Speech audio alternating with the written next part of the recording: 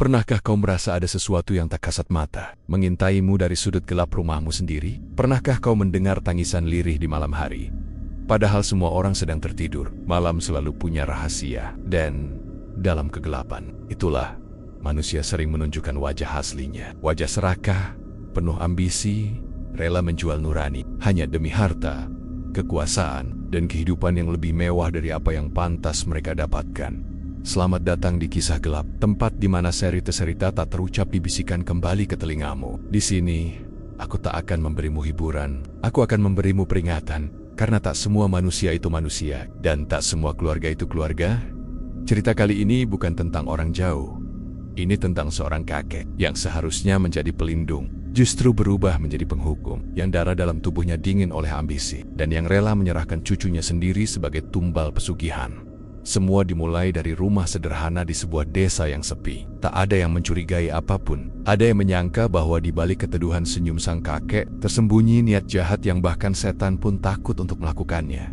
Ia sudah lama menjalin perjanjian dengan bangsa jin, tapi semakin tua, waktunya menipis dan tumbal harus segera diberikan. Dan ketika ia menatap cucunya yang masih kecil, yang polos, yang belum tahu apa-apa, ia tahu darah segar itulah yang diinginkan jin-jin pesugihan. Tapi ia lupa satu hal, anak perempuan satu-satunya menikah dengan lelaki yang tampak biasa. Bekerja serabutan, tak banyak bicara, tapi menyimpan sesuatu yang bahkan para dukun pun enggan menyentuhnya. Ilmu warisan yang tak bisa dipelajari dari buku. Ilmu dari garis darah yang hanya muncul saat kejahatan mulai melampaui batas. Malam ritual pun tiba, tapi bukan tumbal yang datang, melainkan kehancuran. Kisah ini bukan sekadar dongeng, karena sampai sekarang, bekas tanah tempat ritual itu masih tak bisa ditumbuhi rumput. Dan suara tangis anak kecil masih kadang terdengar, bersamaan dengan jeritan jin yang terbakar oleh ilmu tak kasat mata. Siapkan dirimu, karena kisah gelap ini akan membuka pintu-pintu yang seharusnya tetap tertutup. Dan ketika sudah kau dengar, mungkin kau akan mulai meragukan, apakah keluargamu benar-benar mencintaimu, atau hanya menunggumu jadi tumbal. Kau tahu, kadang yang paling menyeramkan bukan rumah kosong, bukan juga suara-suara dari balik pohon bambu. Yang paling menakutkan justru adalah sesuatu yang terlihat biasa. Terlalu biasa, terlalu tenang, hingga tak satu pun curiga bahwa di balik dindingnya ada rencana yang mengundang petaka. Cerita ini bermula dari sebuah keluarga kecil di sebuah desa yang jauh dari hiruk-pikuk kota. Bukan desa terpencil, tapi cukup sunyi untuk membuat waktu terasa berjalan lambat. Pagi disambut kokok ayam dan bau kayu bakar. Malam ditutup oleh jangkrik dan desir angin yang menggoyang daun jendela. Tinggallah di sana seorang kakek bernama Pak Raji. Usianya sudah senja, rambut memutih, tubuh mulai membungkuk, tapi tetap aktif. Ia tinggal bersama anak perempuannya yang bernama Sari, menantunya Bima dan cucu kecil mereka, Adit, usia baru menginjak 5 tahun. Keluarga ini tampak biasa, terlalu biasa. Bahkan, Pak Raji dikenal sebagai sosok bijak dan ramah oleh warga sekitar. Ia sering duduk di beranda rumah, menyapa orang-orang yang lewat sambil menyeruput kopi. Tak jarang, orang datang padanya untuk meminta nasihat. Ia pandai berbicara, dan entah kenapa kata-katanya selalu terasa meyakinkan. Bahkan, kadang lebih meyakinkan daripada kepala desa sendiri. Sari, anak sematawayangnya, adalah sosok ibu yang lembut dan penyabar. Sejak suaminya, Bima, menikahinya 7 tahun lalu, mereka hidup sederhana. Bima bekerja serabutan, kadang sebagai tukang kayu, kadang membantu panen, kadang memancing untuk dijual ke pasar. Tapi mereka cukup. Tak kaya, tapi tidak kelaparan. Adit, sang cucu, adalah cahaya bagi keluarga kecil itu. Anak ceria, lincah, dan manja kepada kakeknya. Hampir setiap hari terlihat Adit duduk di pangkuan Pak Raji, mendengarkan dongeng lama yang diceritakan dengan penuh semangat. Sekilas, semua tampak seperti gambaran keluarga bahagia yang lengkap. Rumah tua dari kayu jati yang masih kokoh, pekarangan dengan pohon mangga dan ayunan dari ban bekas, dan suara tawa anak kecil yang mengisi pagi dan sore hari. Tapi, semua keindahan itu tak lebih dari topeng. Tak ada yang curiga, bahkan menantunya sendiri tak menyangka bahwa di balik tutur kata lembut Pak Raji tersimpan niat hitam yang sudah lama terpendam. Kau tahu, dosa yang tak ditebus akan menagih, dan dosa yang diikat dalam perjanjian gaib tak akan pernah tidur selamanya. Pak Raji menyimpan sesuatu dari masa lalunya, sesuatu yang tidak pernah dibicarakan, bahkan kepada anaknya sendiri. Sebuah kesepakatan kelam yang dilakukan puluhan tahun lalu demi kekayaan yang tidak masuk akal untuk seorang petani biasa. Dulu, saat istrinya masih hidup dan anaknya masih kecil, Pak Cheroji pernah diangkat derajatnya secara tiba-tiba. Sawahnya mendadak subur, hasil panennya selalu melimpah, dan ia selalu punya uang untuk menyumbang kegiatan desa. Banyak yang iri, tapi semua memuji. Tak ada yang tahu bahwa semua itu bukanlah hasil kerja keras, melainkan hasil perjanjian. Dengan sesuatu yang tak kasat mata, perjanjian itu menuntut satu hal, tumbal darah keturunan. Namun Pak Raji berhasil menundanya. Dengan kecerdikannya, ia terus mengelabui makhluk penunggu perjanjiannya selama bertahun-tahun. Hingga akhirnya, waktu tak bisa lagi dibeli. Usia tua datang, dan penunggu gaib itu menagih janji bukan lagi dengan peringatan, tapi dengan ancaman. Ancaman yang hanya bisa ditebus dengan darah dari garis keturunan sendiri. Dan siapa lagi kalau bukan Adit, cucu satu-satunya yang lahir dari anak semata wayangnya. Tapi semua itu belum tampak di permukaan. Bima, sang menantu, masih menjalani hari-hari seperti biasa. Ia mencintai mertuanya, menghormatinya sebagaimana layaknya anak pada orang tua. Tapi ia juga menyimpan sesuatu yang tidak pernah ia tunjukkan, karena ia pun bukan orang biasa. Bima berasal dari garis keturunan yang punya hubungan kuat dengan dunia tak kasat mata. Ayahnya adalah seorang guru spiritual yang memilih hidup menyepi. Ilmu itu tidak diwariskan secara sembarangan hanya pada mereka yang dibutuhkan. Dan Bima, meski tampak sederhana, menyimpan ilmu pelindung yang akan aktif ketika berada di ujung bahaya. Namun pada saat itu, belum ada tanda, belum ada kecurigaan, belum ada kejadian aneh. Yang ada hanya kehangatan rumah kecil, senyum manis anak kecil, dan tawa lembut seorang kakek yang sesekali menatap cucunya dengan mata yang berbeda, mata yang bukan hanya penuh cinta, tapi juga mengukur, menilai, menimbang, apakah tubuh kecil itu sudah siap menjadi tumbal? Kau mengerti sekarang? Di dunia ini, bukan hanya yang menyeramkan yang patut dicurigai. Terkadang, yang terlihat paling hangat, menyimpan luka paling dalam. Dan dari sanalah kisah gelap ini dimulai. Ketika ia terlalu lama merasa kekurangan, ketika hidup terasa seperti beban yang tak kunjung turun dari pundak, maka ia akan mulai mencari jalan yang tak seharusnya dilalui. Begitulah awal mula kegelapan menyentuh Pak Raji dulu. Sebelum dikenal sebagai kakek bijak dan pengayom desa, Pak Raji hanyalah petani biasa. Hidupnya pas-pasan. Sawah yang digarapnya sering gagal panen. Hujan terlambat datang. Hama datang bergantian. Istrinya sakit-sakitan, anaknya masih kecil, dan utang di koperasi desa makin menumpuk. Ia sudah mencoba semuanya, berdoa, kerja keras, bahkan sempat menjual kambing satu-satunya. Tapi hidup seolah mengutuknya. Harapan terasa seperti asap tampak. Ada tapi tak bisa digenggam. Sampai suatu malam, seorang pria asing datang ke rumahnya. Datang seperti kabut, tak ada suara langkah, tak ada permisi di pintu. Tahu-tahu sudah duduk di balik bambu, seperti sudah ditunggu. Tak banyak yang diingat Pak Raji tentang pria itu. Wajahnya biasa saja, tapi matanya tidak menunjukkan kehidupan. Dan ketika pria itu berbicara, tidak seperti manusia biasa. Satu kalimatnya cukup membuat dada terasa berat. Ia hanya berkata, "Kalau kau ingin semua berubah, kau harus berani." Malam itu adalah titik balik. Pak Raji dibawa ke sebuah tempat di luar desa di antara pohon-pohon randu yang diam seperti mayat berdiri. Di sanalah perjanjian itu dilakukan. Tak ada kitab, tak ada pena, cukup darah dari ujung jari dan satu potong pakaian anaknya, sebagai jaminan bahwa ia siap menukar darah keturunannya. Suatu saat nanti, bila waktunya tiba, yang menuntun perjanjian itu bukan manusia, bukan pula jin biasa. Makhluk itu datang dalam bentuk bayangan, tak punya wajah, tapi suaranya masuk langsung ke kepala. Ia menawarkan kekayaan, keselamatan, dan usia panjang. Sebagai gantinya, Sabua Tambel dari darah sendiri. Tentu saja, Pak Raji setuju. Dalam keadaan terdesak, manusia sering kehilangan akal. Apalagi ketika makhluk itu berkata, "Bukan sekarang, aku hanya menunggu keturunanmu lahir." Dan memang, seolah semua berubah setelah itu. Sawahnya mulai subur, panennya berlipat ganda. Istrinya perlahan membaik. Anak semata wayangnya Sari tumbuh sehat dan pintar. Bahkan, ia bisa membangun rumah lebih baik dari tetangganya. Semuanya mengira Pak Raji hanya mendapat keberuntungan dari kerja keras. Tapi keberuntungan yang datang dari kegelapan selalu minta balasan. Tahun demi tahun berlalu, Pak Raji hidup nyaman. Istrinya akhirnya wafat secara wajar. Sari tumbuh menjadi wanita dewasa, lalu menikah dan melahirkan seorang anak laki-laki. Adit. Begitu Adit lahir, peringatan pun datang. Kembali. Lewat mimpi. Lewat bayangan hitam yang mengintai dari jendela. Lewat bisikan gaib yang menggema di telinga Pak Raji ketika ia duduk sendirian. Waktumu hampir habis. Darahnya sudah cukup matang. Ingat janjimu, atau kamu sendiri yang akan kubawa. Awalnya Pak Raji mencoba menunda. Ia berpura-pura tak dengar. Ia pergi ke tempat sunyi, bersemedi. Ia mencoba menenangkan batin, mencari jalan untuk membatalkan perjanjian itu, tapi tidak bisa. Tidak ada yang bisa membatalkan janji yang dibuat dengan darah. Bahkan doa-doa yang ia hafal sudah tak mampu menenangkan hati. Setiap malam ia dihantui bayangan cucunya, berdiri di tengah lingkaran api. Menangis, memanggil namanya. Namun, perasaan bersalah bukan lagi penghalang. Karena semakin tua tubuhnya, semakin besar rasa takutnya akan mati. Dan ia tahu, kalau ia tidak menyerahkan cucunya, maka jiwanya akan dicabut secara perlahan. Tidak mati dalam satu waktu, tapi seperti ditarik, dicincang, dan dibuang ke ruang gelap yang tak berujung.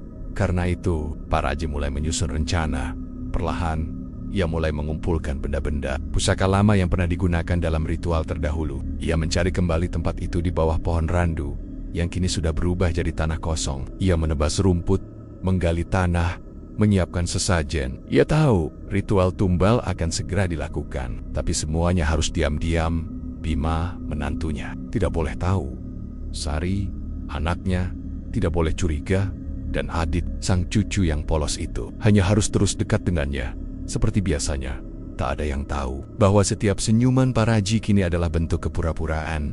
Bahwa setiap kali ia menyisir rambut Adit, ia sedang menghitung waktu. Bahwa setiap malam ketika ia duduk menatap langit, ia bukan sedang merenung, tapi bernegosiasi dengan makhluk gaib. Kau mungkin bertanya, kenapa ia tak memilih dirinya sendiri sebagai pengganti? Karena dalam perjanjian itu sudah jelas, bukan dirinya yang dibutuhkan, bukan dia yang mereka incar, tapi darah muda dari garis keturunannya. Semakin muda, semakin kuat energinya, semakin segar, semakin lezat bagi makhluk-makhluk dari sisi gelap itu. Dan inilah bagian paling mengerikan. Pak Raji mulai terbiasa dengan niat jahatnya sendiri. Tidak lagi gelisah.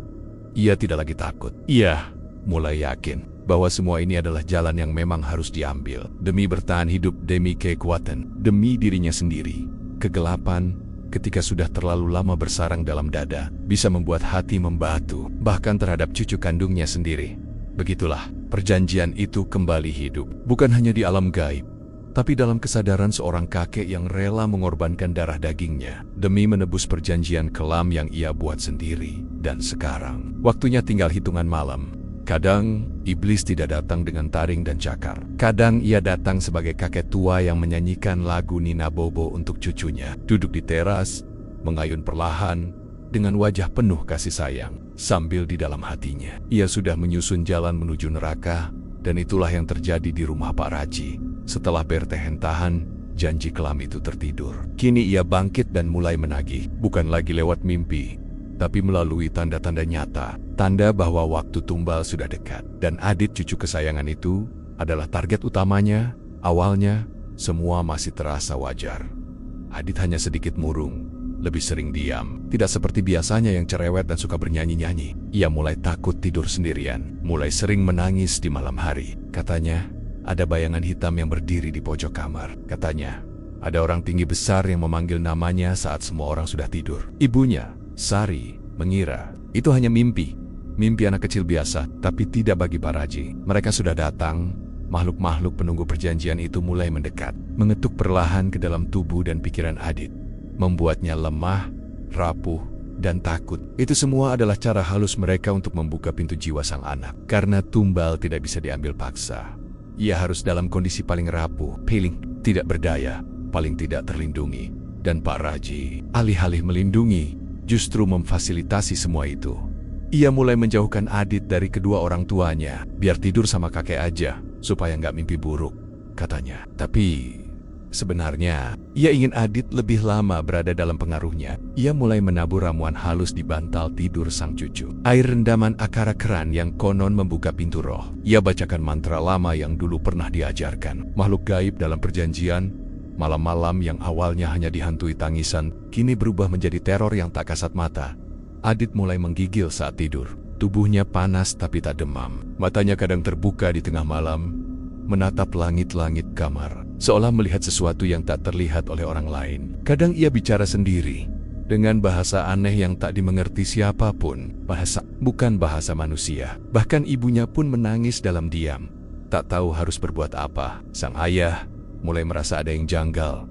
Ia bukan orang sembarangan. Darah spiritual dari ayahnya mengalir tenang dalam dirinya. Ia sudah lama bisa merasakan getaran yang tidak bisa dijelaskan. Ia tahu Adit bukan sekadar sakit, tapi masih ia pendam. Ia belum mau bicara karena menghormati Pak Raji yang dianggapnya sebagai orang tua. Namun, malam ke malam, gejala Adit makin menjadi.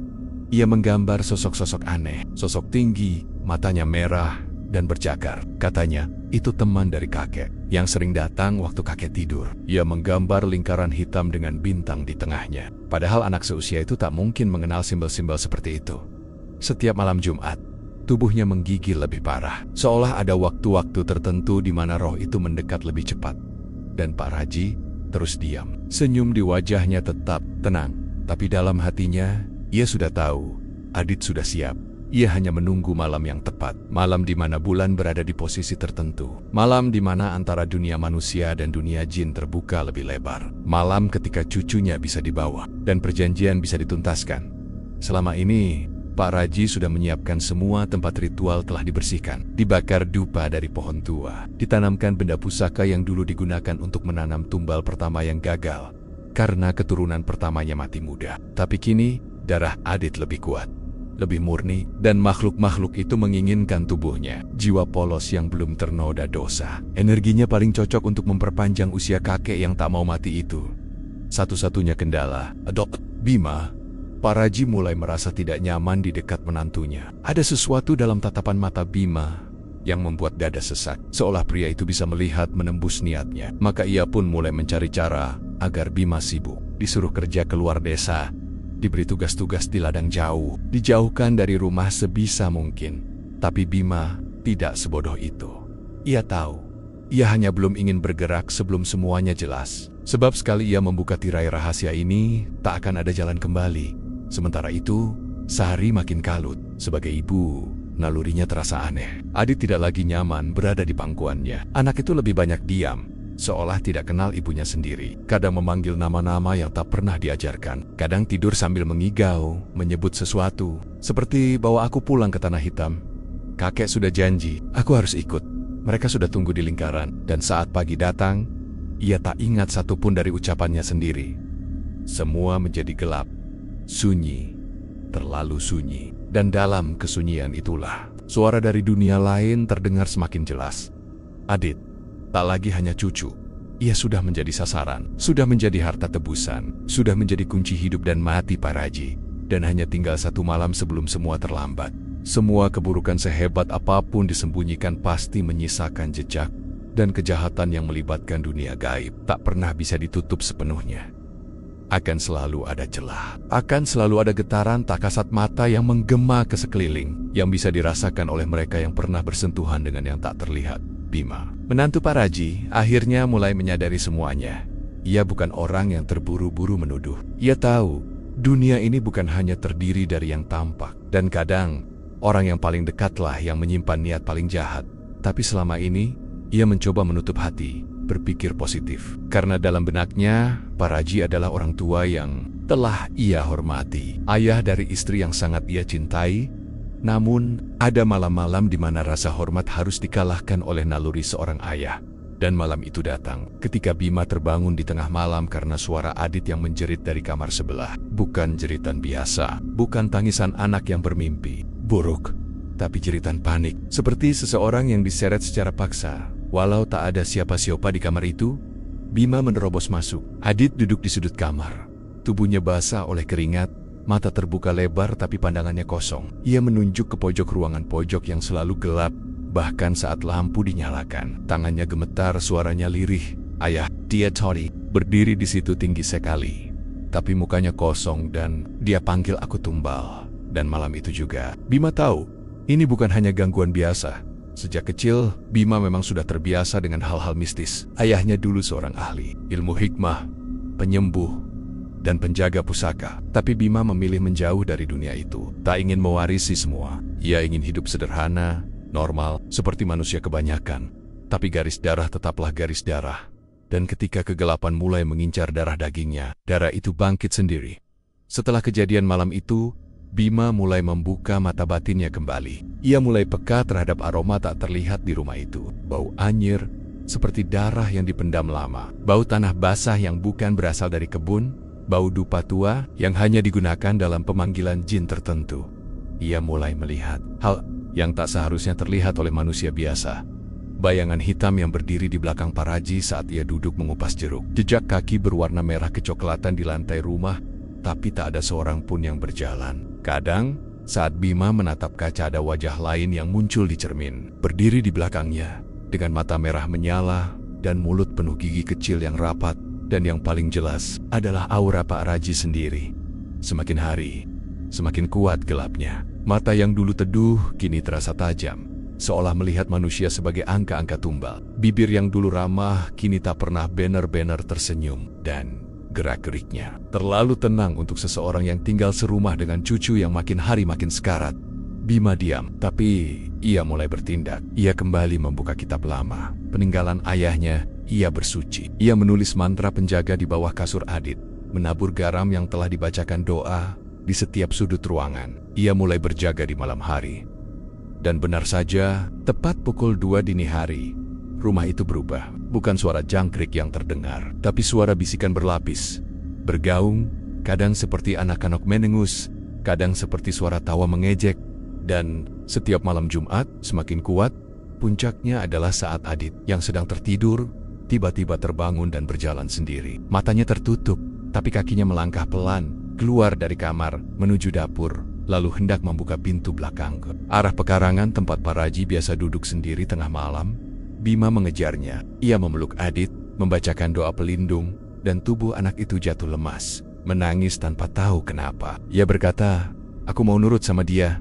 Ya, dia janji ajak aku ke tempat terang, tapi kenapa rasanya gelap banget? Don di balik rumah terdengar bunyi geraman, panjang, berat, bukan suara manusia, bukan pula suara hewan. Bima tak butuh penjelasan lagi. Ini perjanjian tumbal. Don Packroot sudah menyerahkan cucunya sendiri. Pagi harinya, Bima memutuskan untuk mengawasi gerak-gerik sang mertua. Ia pura-pura pergi bekerja, tapi diam-diam mengintip dari kejauhan. Dan apa yang ia lihat menghancurkan sisa kepercayaannya. Paraji sedang berbicara sendiri di bawah pohon randu belakang rumah. Tangannya menggenggam boneka dari kain kafan. Di depannya ada baskom berisi air hitam pekat. Dan di sekeliling tanah tampak garis-garis seperti lingkaran ditutup daun pisang dan tanah liat. Ia melihat ayah mertuanya mengguratkan jari dengan pisau kecil, meneteskan darah ke tanah sambil berucap, "Aku sudah siapkan. Jangan ganggu aku lagi besok malam. Aku serahkan sendiri." Bima menahan napas. Matanya panas. Tangannya mengepal. Tapi ia tahu belum saatnya bertindak.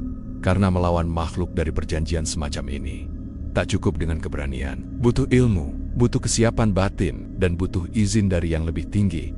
Maka malam itu, Bima pergi ke sebuah tempat yang telah lama ia hindari. Sebuah pondok kecil di atas bukit, tempat ayahnya dulu bersemedi. Ia duduk di sana, sendiri, dan memanggil satu-satunya pusaka yang pernah ia tolak warisannya. Tapi malam itu, ia tahu, ia tak punya pilihan. Ia hanya punya satu malam lagi, sebelum Adit benar-benar diambil. Dan kali ini, bukan hanya darah yang akan tumpah, akan ada pertarungan, bukan hanya antara manusia dan jin, tapi antara darah yang menginginkan kehidupan dan darah yang tega mengorbankannya demi kekuasaan.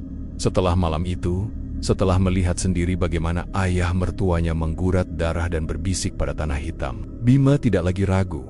Apa yang selama ini hanya ia rasakan sebagai gangguan bisikan, bayangan, atau getaran tak terlihat kini telah berubah menjadi kenyataan yang mengerikan, bahwa sang kakek, Pak Raji, benar-benar sedang mempersiapkan cucunya sendiri, Adit, darah dagingnya, sebagai tumbal perjanjian gaib. Bima tahu, waktu tak lagi banyak, dan untuk melawan kekuatan gelap semacam itu, ia tak bisa hanya mengandalkan firasat dan kemarahan. Ia harus tahu apa yang sebenarnya terjadi, apa isi perjanjiannya, dan bagaimana cara mematahkannya bukan hanya untuk menyelamatkan anaknya, tapi untuk memutus lingkaran kegelapan yang telah tumbuh puluhan tahun dalam keluarganya.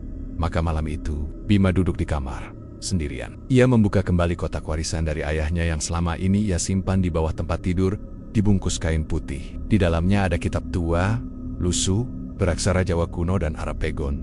Buku itu bukan kitab biasa. Ia memuat catatan-catatan dari para leluhur Bima, para penjaga ilmu hikmah yang dulu menjaga desa dari serangan makhluk gaib dan perjanjian sesat di sana. Bima menemukan satu bagian yang membuat bulu kuduknya meremang. Satu halaman penuh berisi penjelasan tentang perjanjian darah tanah. Sebuah bentuk pesugihan tua yang dilakukan oleh manusia dengan jin golongan, Ifrit atau Korin. Di situ tertulis bahwa makhluk tersebut akan memberikan kekayaan, kesehatan, bahkan keberuntungan turun-temurun. Namun dengan bayaran nyawa dari keturunan sendiri yang lebih mengerikan. Tumbal tidak bisa diganti, tidak bisa dialihkan, dan harus diberikan secara sadar oleh orang yang membuat perjanjian mereka. Menyebutnya janji tersumpah tanah leluhur. Dan Bima makin yakin, Pak Raji adalah bagian dari itu. Mungkin bukan yang pertama, mungkin ini warisan dari ayahnya dulu. Tapi jelas ia telah memperbarui sumpah itu dengan darahnya sendiri. Bima tidak tinggal diam. Ia mulai menyelidiki. Ia datang diam-diam ke rumah tua yang pernah ditempati Pak Raji saat muda, yang kini sudah kosong dan nyaris runtuh. Ia menggali informasi dari para tetua desa, dari orang-orang yang dulu pernah dekat dengan keluarga Pak Raji. Semua cerita seolah mengarah ke satu kesimpulan, ada sesuatu yang janggal dengan keluarga itu sejak lama.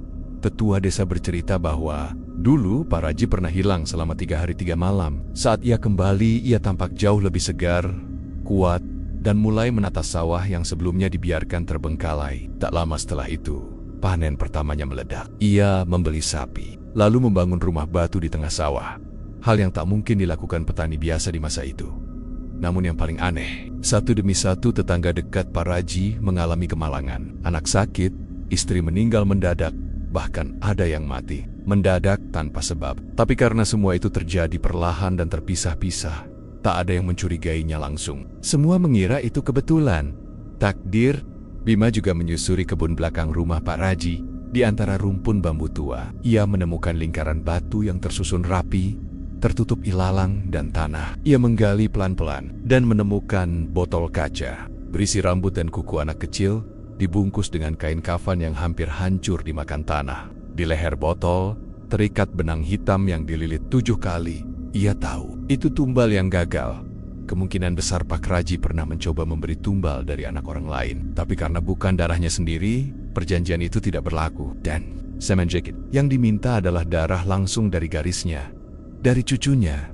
Bima tak lagi ragu. Ia pulang malam itu dengan wajah gelap, dada bergemuruh. Ia tahu Adit bukan satu-satunya korban, tapi harus jadi yang terakhir.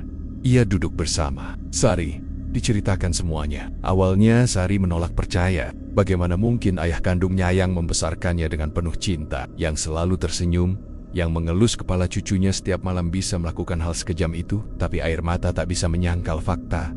Bima menunjukkan semua bukti. Botol tumbal, bekas darah di altar belakang, dan potenggen-potenggen kitab perjanjian yang cocok dengan gejala Adit selama ini. Bahkan Sari mulai mengingat masa kecilnya sendiri pernah sakit parah tanpa sebab selama berbulan-bulan. Dan ibunya mengatakan, ayahmu sedang menebus dosa. Kini semuanya tersambung dan Bima tahu. Satu hal terakhir yang harus ia lakukan, mencari guru lama ayahnya, seseorang yang dulu tinggal jauh di dalam hutan karet, yang pernah membantu ayahnya memutus perjanjian santet turun-temurun. Ia percaya, hanya dengan bimbingan orang itu, ia bisa menyiapkan ilmu pemutus janji darah yang tak hanya membatalkan ritual, tapi menghancurkan seluruh perjanjian beserta jin pengikatnya. Tapi ritual itu berat, hanya bisa dilakukan saat bulan dalam fase tertentu, dan hari itu akan jatuh 2 malam lagi. Bima mulai menyiapkan segalanya. Ia berpuasa, ia membakar dupa kayu gaharu untuk membersihkan badan. Ia menghafal doa-doa lama yang hampir dilupakan generasi sekarang. Dan ia mempersiapkan satu pusaka terakhir, sebuah keris kecil warisan ayahnya, yang selama ini tertanam dalam batang pisang di belakang pondok. Keris itu hanya boleh digunakan jika nyawa anaknya sendiri dalam ancaman. Dan malam itu, ketika angin mulai diam, ketika jangkrik berhenti bersuara, ketika langit mulai redup meski belum malam, Bima tahu pertarungan itu sudah dekat. Malam itu datang. Bukan seperti malam-malam biasa, udara lebih pekat, lebih berat, seolah langit menggantung tanpa nafas. Dan ketika jam menunjuk pukul 12:07, semua suara mati. Tidak ada jangkrik, tidak ada angin, bahkan daun-daun pun seperti tak berani bergerak. Hanya ada satu suara getaran rendah, seperti bisikan tanah yang sedang menahan jeritan. Itulah malam yang ditunggu Pak Raji. Malam yang sudah ia siapkan sejak berbulan-bulan lalu. Malam tumbal. Sejak sore, ia sudah mulai bertingkah aneh. Lebih diam, wajahnya pucat, tapi matanya bersinar. Bukan cahaya manusia, tapi cahaya yang datang dari obsesi, dari ambisi, dari rasa takut akan kematian yang kini mulai merayap naik ke tengkuknya. Karena ia tahu, jika malam ini gagal, ia sendiri yang akan ditarik masuk ke tanah. Perlahan, tanpa ampun, dan bagi Pak Raji, itu bukan pilihan. Adit, sang cucu, sudah dibius secara halus. Bukan dengan obat, tapi dengan asap dupa yang ia tebarkan perlahan ke dalam kamar cucunya. Sejak beberapa malam terakhir, asap yang mengandung tumbuhan gaib, yang hanya bisa tumbuh di tepi hutan larangan. Bau dupa itu samar, tapi mematikan kesadaran, membuat jiwa Adit longgar, seperti pintu yang dibuka paksa dari dalam. Adit tak menangis. Malam itu, ia hanya diam, mata terbuka, tapi kosong. Mulutnya sedikit terbuka. Napasnya pendek dan berat. Ia tak tahu di mana dirinya. Dan saat Sari tertidur karena teh yang dicampur akar kantil oleh Pak Raji, dan Bima berpura-pura pergi keluar desa, Pak Raji mulai bergerak dengan kain putih yang telah direndam selama 3 malam di Sungai Perjanjian. Ia membungkus tubuh cucunya, lalu menggendongnya pelen-pelen ke belakang rumah. Di sanalah tempat itu telah disiapkan. Lingkaran tanah, garam, darah, 7 jenis bunga, dan sesajen berbentuk kepala ayam hitam. Semuanya menghadap ke arah timur laut, ke tempat matahari tidak akan pernah terbit. Karena di sanalah jin penunggu perjanjian akan menampakkan diri. Pak Raji duduk bersila. Ia mulai membaca mantra. Bahasanya aneh, campuran Jawa kuno, Arab rusak, dan suara-suara dalam tenggorokan. Mantra itu tidak diajarkan manusia. Itu bahasa makhluk, bahasa dari dunia bawah tanah, yang hanya bisa dipahami oleh yang pernah menjual jiwanya. Dan tak lama kemudian, tanah bergetar, tapi bukan gempa. Itu seperti suara langkah yang muncul dari bawah. Langkah yang tak menuju ke atas, tapi menyeret sesuatu dari dasar bumi. Asap hitam mulai mengepul dari tanah, membentuk wujud tinggi, kurus, matanya merah, wajahnya penuh luka yang terus bergerak. Itulah dia, penagih perjanjian. Sosok itu melangkah keluar dari lingkaran tanah. Tangannya panjang, dan jari-jarinya terlalu banyak. Ia mengangkat kepala, lalu berbicara, bukan dengan suara, tapi dengan getaran di udara. Mana darahmu, mana anak itu? Pak Raji menunjuk Adit yang tergeletak lemas di tengah lingkaran. Ini darahku, ambil. Aku sudah penuhi janji. Suara Pak Raji gemetar, antara takut dan pasrah, tapi juga berharap, karena setelah ini, ia percaya, ia akan hidup lebih lama, lebih kaya, lebih kuat, atau setidaknya tidak mati seperti manusia biasa. Makhluk itu mendekat, cakar-cakarnya bersinar seperti besi panas. Ia mengangkat tangan, siap menyentuh tubuh Adit, tapi saat itu juga terdengar suara ledakan kecil, seperti kayu dibelah oleh petir. Makhluk itu berhenti. Pak Raji menoleh, matanya melebar dari balik kegelapan. Bima muncul, tidak dengan wajah marah, tapi dengan ketenangan yang mencekam. Ia berdiri di batas lingkaran, menggenggam sesuatu. Sebuah keris kecil, tua, tapi bersinar dengan cahaya redup. Keris warisan ayahnya. Keris pemutus perjanjian. Suasana berubah, makhluk itu mundur sedikit. Matanya menatap Bima, lalu menatap Pak Raji. Kau bohong. Darah ini belum sah. Ayahnya belum rida. Kau tahu aturan? Pak Raji mulai panik. Tidak, aku yang punya hak. Aku yang buat perjanjian. Tapi makhluk itu tertawa. Perjanjian darah harus dengan garis lengkap, dan garis itu kini berdiri di depanmu. Dan ia membawa pusaka pemutus. Bima tak bicara banyak. Ia melangkah masuk ke dalam lingkaran. Setiap langkahnya membuat tanah bergetar pelan. Keris di tangannya bergetar. Doa yang ia bacakan terdengar pelan tapi tajam. Makhluk itu meraung. Asap hitam dari tubuhnya mulai terbakar. Pak Raji mencoba menghentikan Bima, tapi tangannya justru seperti terbakar saat menyentuh menantunya. Berhenti, kau hancurkan semuanya. Tapi Bima hanya menatapnya. Kau sudah lama mati, Pak. Kau hanya sisa dari janji yang busuk. Dan dengan satu gerakan, keris itu ditancapkan ke tengah tanah, tepat di antara tubuh Adit dan makhluk gaib.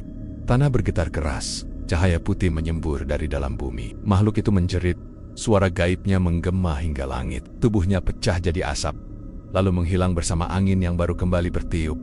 Dan Pak Raji, tubuhnya terhuyung. Ia berdarah dari mata, telinga, dan hidung. Ia terjatuh. Dan sebelum napas terakhirnya, ia hanya sempat berkata pelan, Aku cuma takut mati sendiri. Lalu tubuhnya membatu, dingin, kaku, dan mulai hancur perlahan, seperti tanah yang kembali menyatu dengan bumi. Sementara itu, Adit terbangun.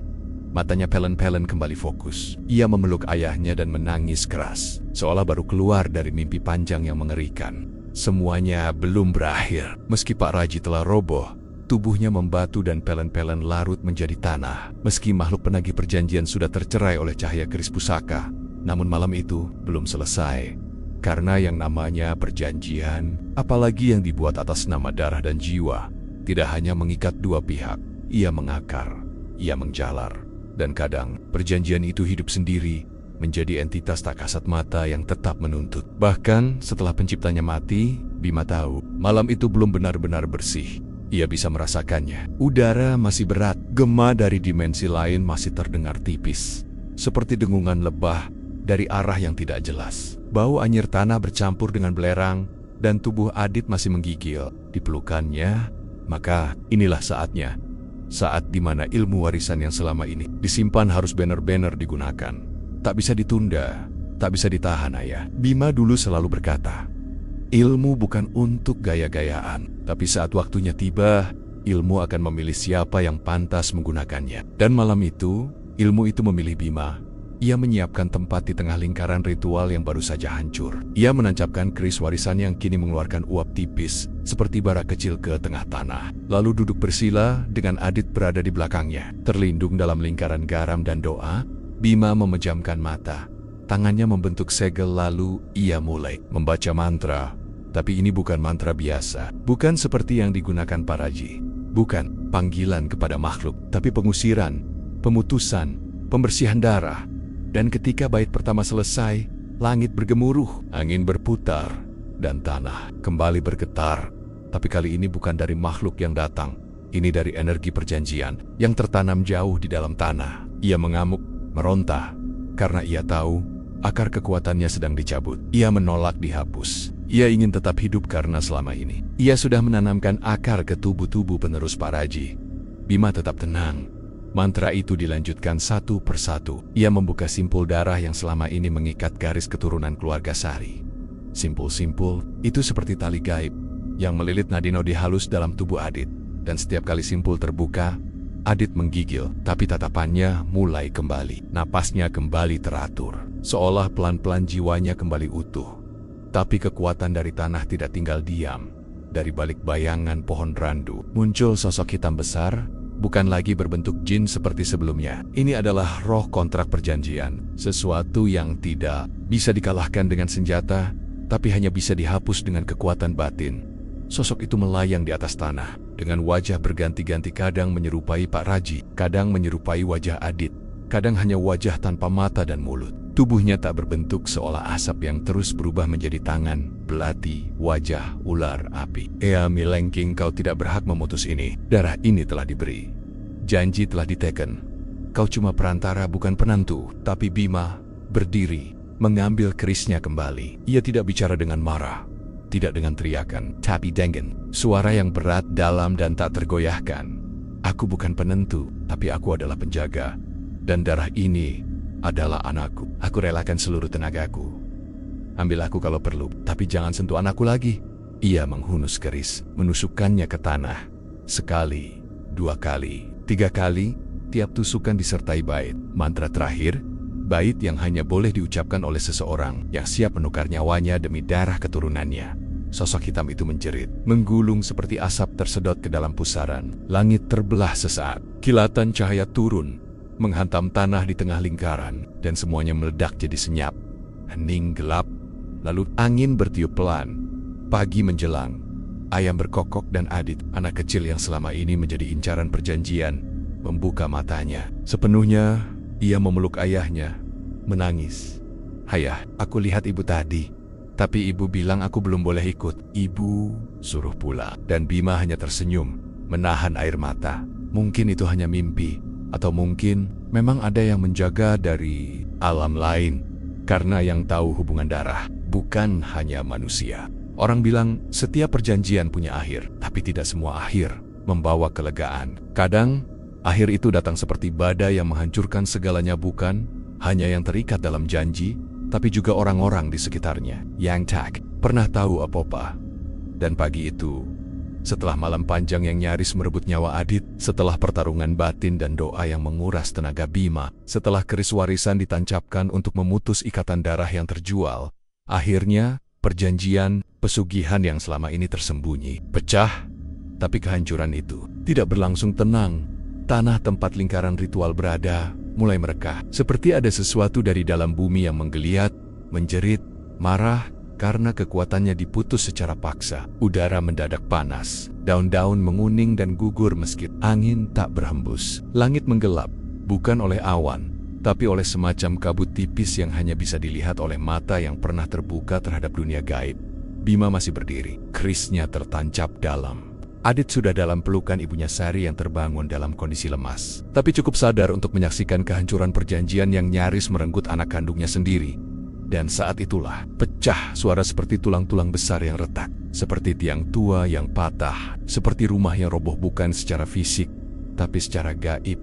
Dari dalam tanah, keluar kabut hitam, bukan dalam bentuk makhluk lagi, tapi dalam bentuk energi benci. Energi dendam yang selama puluhan tahun telah tertanam oleh ritual Paraji. Itulah inti perjanjian pesugihan itu, makhluk yang tidak berbentuk, tidak bernama, tapi hidup.